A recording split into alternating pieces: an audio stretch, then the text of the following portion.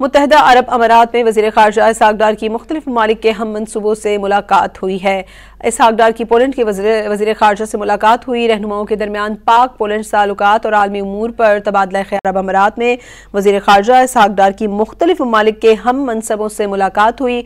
वज़ीर ख़ारजा इसहाक़ डार और आज़रबाईजान के वज़ीर ख़ारजा की भी मुलाकात हुई।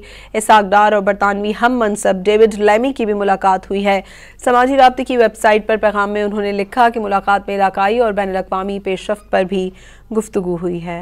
मुत्तहदा अरब अमारात में वज़ीर ख़ारजा इसहाक़ डार की मुख्तलिफ ममालिक के हम मनसूबों से मुलाकात हुई है। इसहाक़ डार की पोलैंड के वज़ीर ख़ारजा से मुलाकात हुई। रहनुमाओं के दरमियान पाक पोलैंड ताल्लुकात और आलमी उमूर पर तबादला ख़ैर। अरब अमारात में वज़ीर ख़ारजा इसहाक़ डार की मुख्तलिफ ममालिक के हम मनसबों से मुलाकात हुई।